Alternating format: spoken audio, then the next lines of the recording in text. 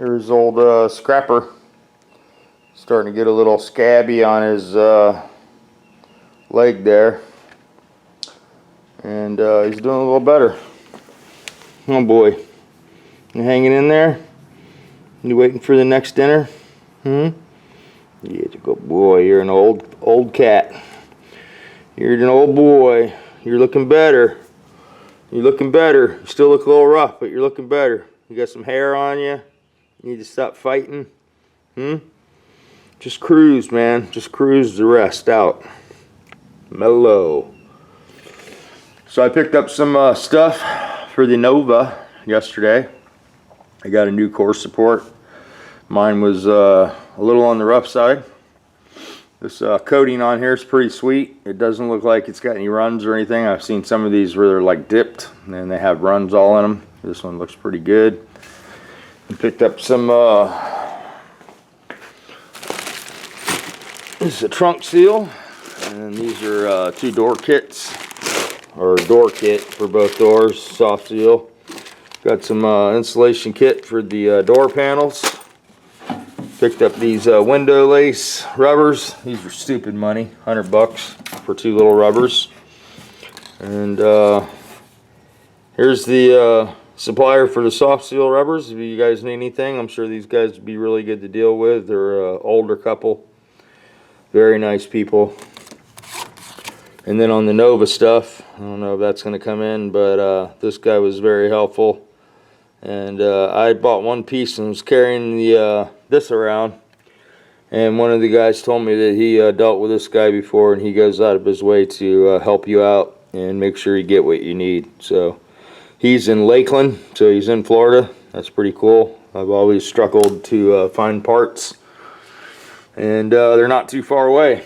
So I did. I ordered a bolt kit for the car, and I have to maybe go pick that up or have him send it to me. But he had a stainless steel bolt kit there, and I didn't buy it. I probably should have just bought that one, and that's probably what I'll end up getting. But I did save all the hardware off the Ventura here when I took the front clip off. But I think it'll be a little bit nicer if I get the new hardware. So didn't find any brake parts. That was sort of disappointing. Still looking for the brake line kit. I'm probably just going to order that from one of the other Nova suppliers, or call him and see if that's something he has over there. Still looking for a brake rod for that master cylinder, for a manual master cylinder.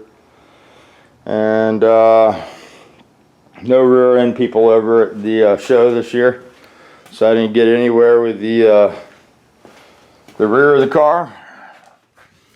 I was reluctant to use these leaf springs. They were re-arched years ago, well, about 30 years ago, and it worked fine. The bushings are bad from sitting for so long, so I guess I could redo the bushings and just go with this setup here. It did work really good with a small block, and I have a friend that has Nova just like this that I built. It's got a big block in it, and it works real well too. Runs like 980s, and it's a bracket car, delay box and tranny brake and all that stuff, but it's pretty much the whole car. And his leaf springs hold up pretty good. We did put an aluminum center section in his and some strange axles and stuff and make it more bulletproof back there. But that's where I'm at with that. Found some really nice control arms I almost bought over there. I rebuilt these factory ones, but now I understand there's a little bit of a caster adjustment that they put in the better quality upper arms that relocate, I guess, the ball joint. I don't know if it's the upper arm or the lower arm that they changed the geometry on, but don't really need those, so I don't think I'm going to buy those. The car drove really good without them before, and you know, bushings were all wiped out. Now everything's new, and it should be pretty decent. I couldn't find one of these bad boys. The SS car has a super small spline on it there, and he had the one for the non-SS model. Another thing that I really need is one of these boxes, and it's unique to an SS car. It's super small, and it's the only one that clears the hooker headers that are on the wall over there. They're a little larger tube than these. I think they're 2 1/4. and they're tight up against that box. But if I had anything bigger, it would absolutely not work.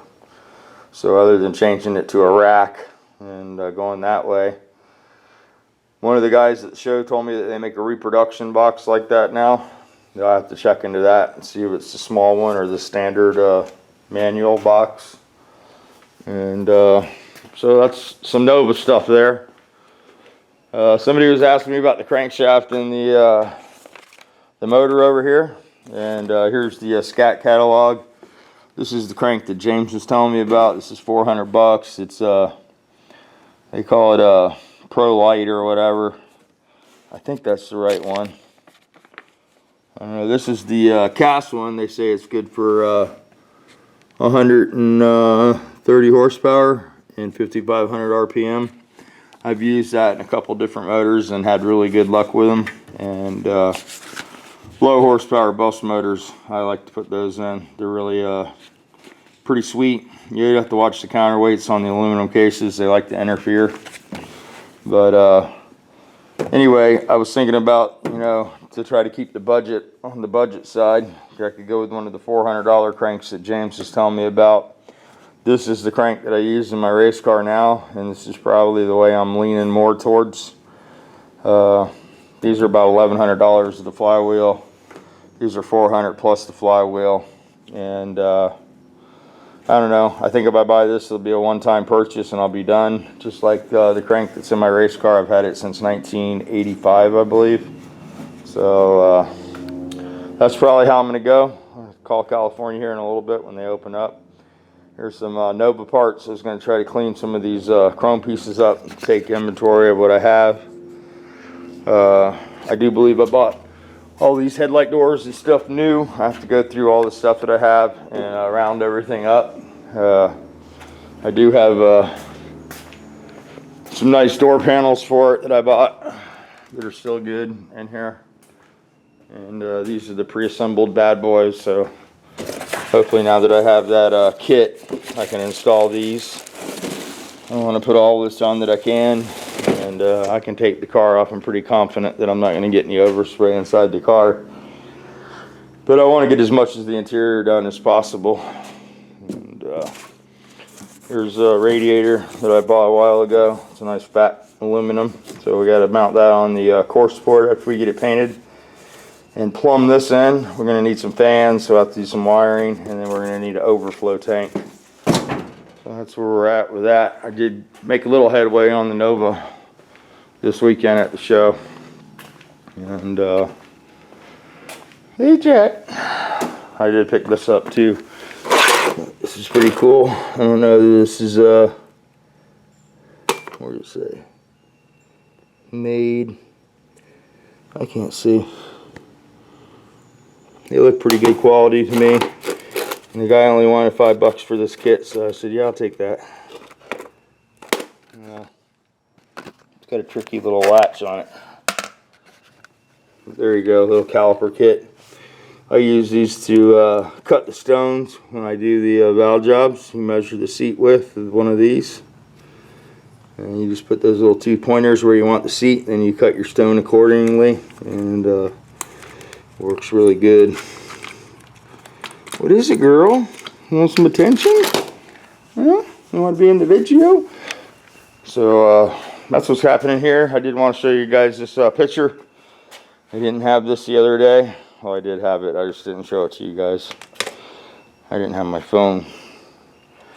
But here's somebody wanted to know what would happen if I ran this crank. And here's a good indication. It's a picture that I received from a subscriber. And funny thing is Hans put a video up and notice the straight cut gears. Nobody even bothered to take them off. But anyway, when Hans put his motor up, had one of either his subscribers or mine say that the mains wouldn't be the issue, it'd be number 3 rod. And there's number 3 rod is missing off this assembly here that was sent to me. I don't know what the deal is with number 3 and why it's suspect, but he told me this is the one that will fail and not the mains. So not taking any risk. I don't know what I'm going to do with this crank. Obviously, you know, I've had some people want to buy it from me. And I don't know what I'm gonna do here. You know, obviously it's probably good for a low horsepower engine, I would imagine. You know, I don't see any reason why it would fail, other than, you know, if it's got an issue with the journals. I did measure them all, they're all correct. I think it's more the finish and the type of journal that they, it's not hard chromed or nitrated. You know, you can tell it's sort of just like the, it's been machined and not coated. So the scat cranks actually have a hard chrome on them, and that was what cracked on mine. Had little cracks in it from running the rod bearing too tight on the crank. I had to open the clearance up on that the second time. I sent it out to Gene and they turned the crank for me, and he told me that's what caused that. And then I sent my rods out there. Those are bug pack rods in that motor with car bolts. So I think I paid $250 for the rods in 1985, and the bolts were $400. So that would be another thing that you probably want to do on this setup, would be to upgrade these bolts. I'm going to talk to Scat today and see what they think about their rods and how much power they're good for, and maybe consider doing a bolt upgrade and using these rods on the new crankshaft. I don't know if that's going to be something that I'm going to do or not. I might just go with a Potter rod. I know that it's all over when you buy one of those. Of course, they do cost $800, I think. So it's an investment, but this isn't getting me anywhere, and I'm sort of scared to use it. So it's not something that I'm going to keep pursuing. I would like to stick with the 82 stroke. That's sort of the decision I need to make if I buy a flange crank. Scat only offers it in 84 and bigger, and the 82 is not available in the flange anymore. If I get a pen crank like I have here, meaning that it has dowel pins rather than a flange back there, it'll probably be more suited to what we have here. If we get too fancy, we're going to get the 411 center main bearing, and you know, this will have to be remachined, or it takes a conversion bearing. You don't have to machine anything here, but you would have to machine the case for the flange in the rear, and it takes a different seal. So those are some thoughts. Somebody wanted to know if when I do this little conversion here, if I dowel pin the case, and I guess the easiest thing to do is just show you that I do dowel pin the case. Let me get the a scribe here. Oh, look at that. It's right where it's supposed to be. Holy shit. But here's the case half that normally wouldn't have the pin in it. Get this bearing out of here without damaging it.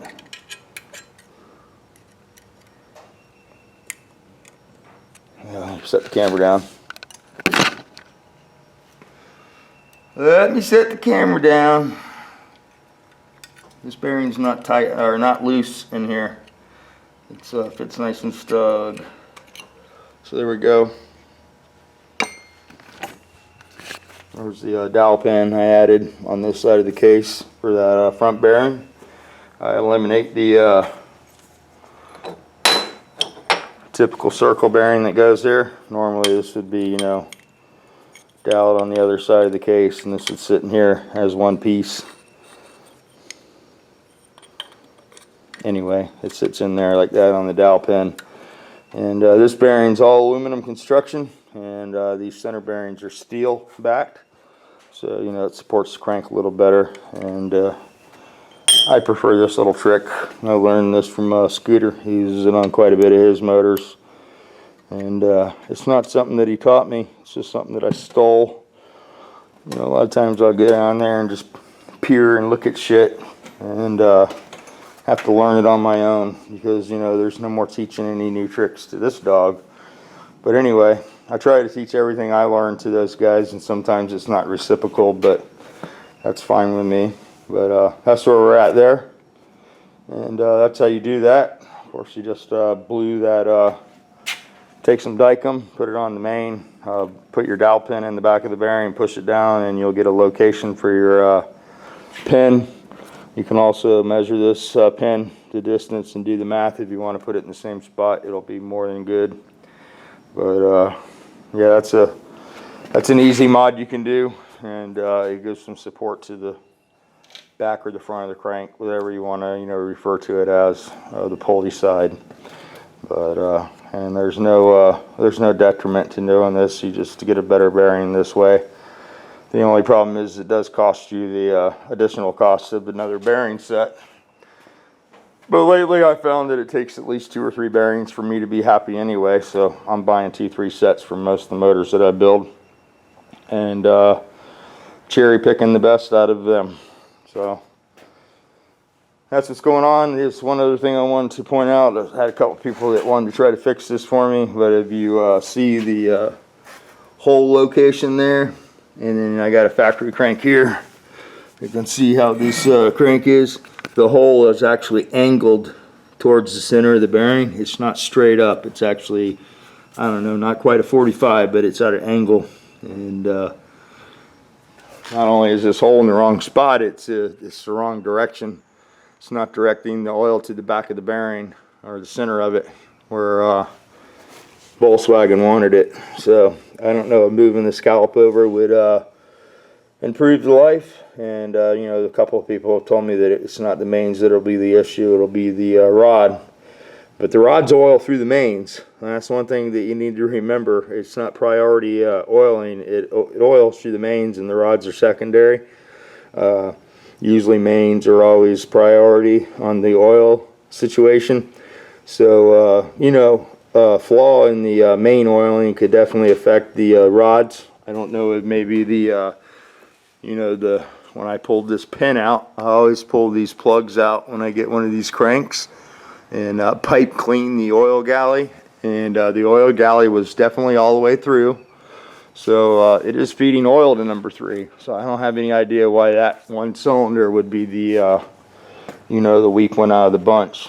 But apparently now a couple of people have sent me photos of failed projects, and number 3 rod is always missing off these cranks. So yeah, there you go. That was sent to me by a good friend of mine, and a little bit of a last minute ditch effort to change my mind.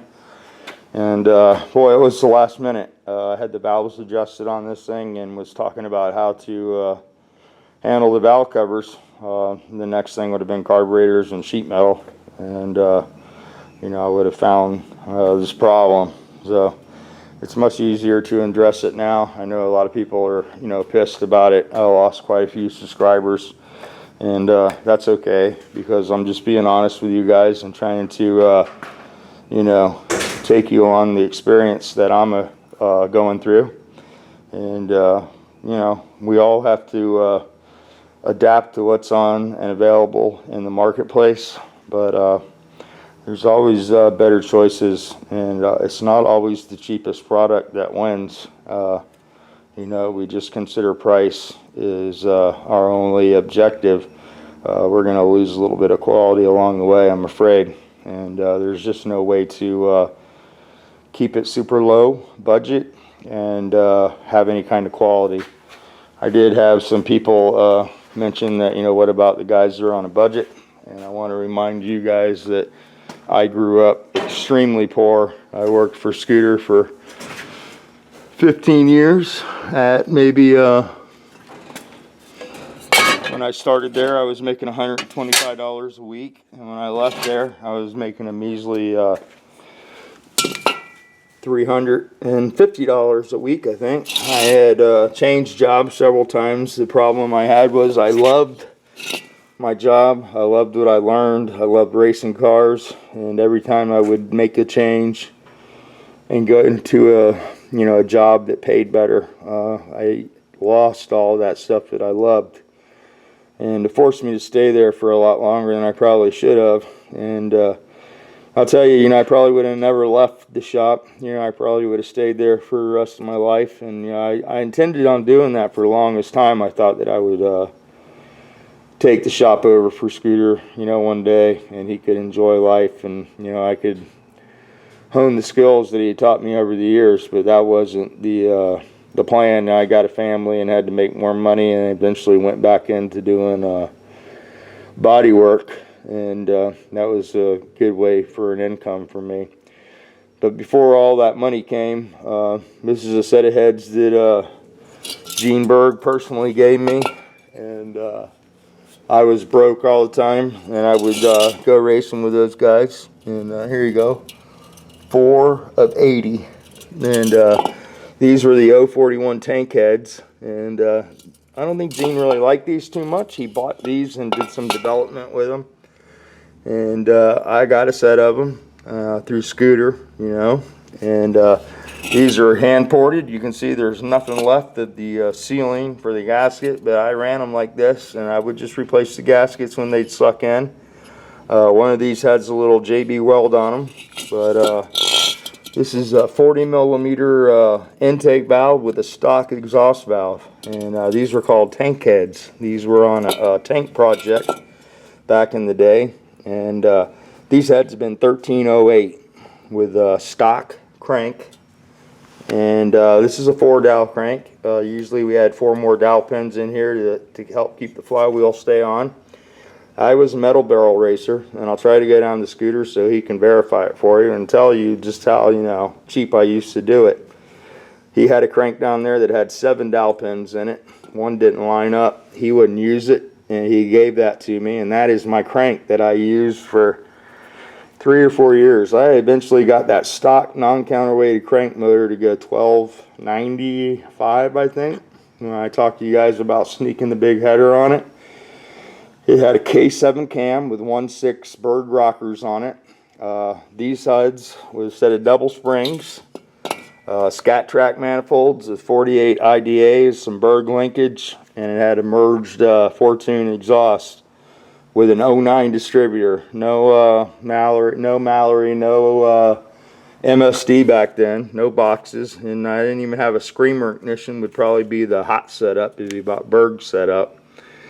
But these heads were pretty badass, and I keep these heads because there's still a lot of guys down at the shop that they'll buy big valve head Berg motors, and they go to the track and their car won't go 14s, you know.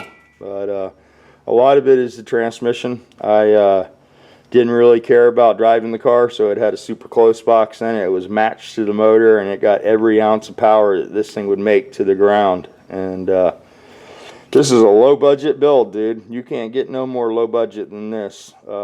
This was all the money right here, the heads and the carburetors.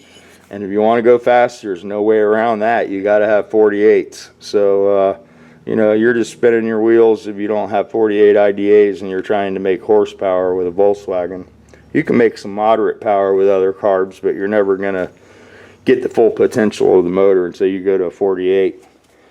But, yep, stock crank, stock rods, polished the beams myself. They weren't resized or anything. They were just out of the core pile.